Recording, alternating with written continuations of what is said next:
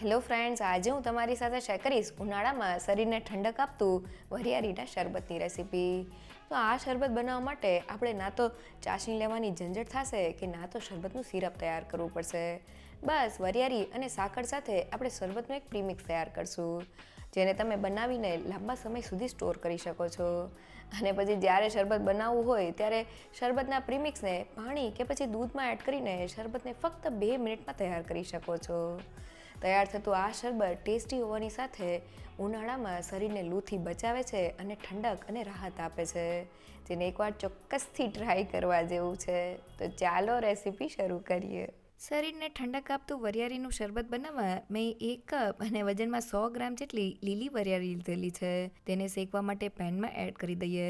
સાથે ફ્લેવર માટે 18 થી 20 નંગ જેટલી એલચી એડ કરી દઈએ. ધીમા ગેસ પર વરિયાળીને શેકી લઈએ. તો પ્રીમિક્સ બનાવતા પહેલાં વરિયાળીને શેકવાથી તે એકદમ ક્રિસ્પી તૈયાર થઈ જાય છે, જેનાથી તે સારી રીતે ગ્રાઇન્ડ થઈ જાય છે. સાથે પ્રીમિક્સ લાંબા સમય સુધી સારું રહે છે. તો લગભગ 2 થી 3 મિનિટ જેવું થઈ ગયું છે અને વરિયાળી એકદમ સારી રીતે શેકાઈ ગઈ છે. આપણે તેને બ્રાઉન નથી કરવાની. તો હવે તેને લઈ લઈએ અને મિક્સિંગ બાઉલમાં કાઢી લઈએ. અને હવે તેમાં અડધી ચમચી મરીના દાણા એડ કરી દઈએ. તો મરીનું પ્રમાણ આપણે વધુ પડતું નથી લેવાનું. સાથે મેં અહીંયા ખસખસ લીધેલી છે. ઘરમાં રહેલી નાની ચમચીના માપથી 2 ચમચી જેટલા ખસખસ પ્રીમિક્સમાં એડ કરી દઈએ. અને મીઠાશ માટે મેં ખડી સાકર લીધેલી છે. તો વાટકીના માપથી 4 વાટકી અને વજનમાં 400 ગ્રામ જેટલી સાકર એડ કરી દઈએ. અને હવે બધી જ વસ્તુને મિક્સ કરી લઈએ. તો શરબતનું પ્રીમિક્સ બનાવતી વખતે 100 ગ્રામ અને 1 કપ જેટલી વરિયાળી સાથે 400 ગ્રામ અને 4 વાટકી જેટલું સાકરનું માપ એકદમ પરફેક્ટ છે. તો બધી વસ્તુ મિક્સ થઈ ગઈ છે. હવે તેને ગ્રાઇન્ડ કરવા માટે મિક્સર જારમાં એડ કરી દઈએ. તો અહીં આપણે પ્રીમિક્સને એકદમ ફાઇન ગ્રાઇન્ડ કરવાનું છે, એટલે આપણે નાના મિક્સર જારનો જ ઉપયોગ કરવાનો છે. અને હવે તેને ગ્રાઇન્ડ કરી લઈએ. ઢાંકણ ખોલીને જોઈએ તો તેનો આ રીતનો પાવડર તૈયાર થઈ ગયો છે. હવે પાવડરને એક સરખો તૈયાર કરવા માટે મેં અહીંયા નાના આંખવાળી ચાયણી લીધેલી છે. તેમાં ગ્રાઇન્ડ કરેલા પ્રીમિક્સના પાવડરને એડ કરી દઈએ અને તેને સારી રીતે ચાળી લઈએ. તો મેં બધા જ પ્રીમિક્સને ચાળી લીધેલું છે. હવે વધેલા આ વરિયાળીના કણને ફરી પાછા મિક્સર જારમાં એડ કરી દઈએ અને ગ્રાઇન્ડ કરી લઈએ. અને હવે તેને ચાયણામાં એડ કરીને ચાળી લઈએ. તો બધી જ વસ્તુ એકદમ સારી રીતે ચડાઈ ગઈ છે. અને ફક્ત 5 જ મિનિટમાં આપણું વરિયાળીના શરબતનું પ્રીમિક્સ તૈયાર થઈ ગયું છે, જેની સાથે શરબત એકદમ ટેસ્ટી બને છે. તો હવે તેને લઈ લઈએ અને એર ટાઇટ કન્ટેનરમાં ભરી લઈએ. તો તૈયાર થયેલું આ વરિયાળીના શરબતના પ્રીમિક્સને તમે બહાર 2 મહિના માટે અને રેફ્રિજરેટરમાં 6 મહિના સુધી સ્ટોર કરી શકો છો. તે જરા પણ નથી બગડતું. શરબતના પ્રીમિક્સને બસ તમે પાણી કે દૂધમાં એડ કરીને શરબતને 2 મિનિટમાં તૈયાર કરી શકો છો. શરબતના પ્રીમિક્સમાં આપણે 1 કપ અને વજનમાં 100 ગ્રામ જેટલી વરિયાળી સાથે 400 ગ્રામ અને 4 કપ જેટલી ખડી સાકર લીધેલી છે. ખડી સાકર શરીરને ઠંડક આપે છે. તમે તેની જગ્યાએ ખાંડનો ઉપયોગ પણ કરી શકો છો. સાથે વરિયાળી સાથે આપણે થોડી એલચી એડ કરેલી છે, જેનાથી વરિયાળીના શરબતનો સ્વાદ એકદમ સરસ આવે છે. સાથે થોડા કાળા મરી અને ખસખસના દાણા એડ કરવાથી શરબત એકદમ ગુણકારી તૈયાર થાય છે.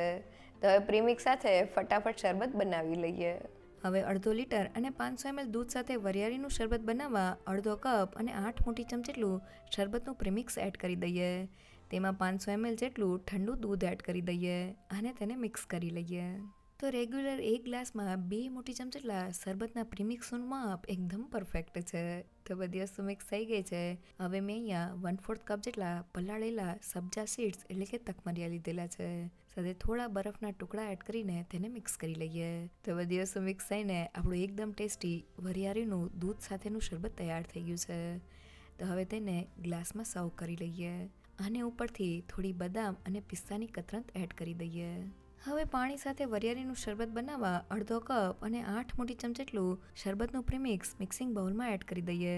અને તેમાં 1/2 લીટર અને 500 ml જેટલું ઠંડુ પાણી એડ કરી દઈએ અને તેને મિક્સ કરી લઈએ.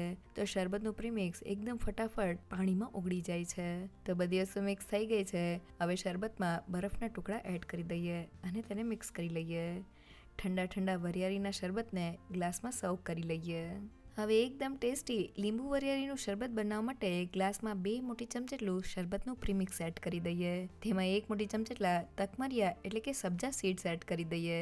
સાથે 1 મોટી ચમચી જેટલો લીંબુનો રસ, અડધી ચમચી જેટલો શેકેલા જીરાનો પાવડર, 1/4 ટીસ્પૂન જેટલો મરી પાવડર, 1/4 ટીસ્પૂન જેટલો સંચળ પાવડર અને થોડા ફુદીનાના પાન એડ કરી દઈએ. ઠંડુ પાણી એડ કરીને બધી જ વસ્તુને મિક્સ કરી લઈએ. બધી વસ્તુ મિક્સ થઈને આપણું લીંબુ વરિયાળીનું શરબત તૈયાર થઈ ગયું છે. તેને લીંબુની સ્લાઇસ સાથે સર્વ કરી લઈએ. તો આપણું એકદમ ટેસ્ટી વરિયાળીનું શરબત તૈયાર થઈ ગયું છે. વરિયાળીના શરબતના પ્રીમિક્સ સાથે શરબત ફક્ત 2 મિનિટમાં તૈયાર થઈ જાય છે. પાણી સાથે વરિયાળીનું શરબત એકદમ સરસ લાગે છે. જ્યારે દૂધ સાથે આપણે વરિયાળીનું શરબત બનાવીએ ત્યારે તેમાં થોડા સબ્જા સીડ્સ એટલે કે તકમરિયા એડ કરેલા છે. તેનાથી તેનો સ્વાદ તો વધી જાય છે, પણ તકમરિયા શરીરને એકદમ ઠંડક આપે છે.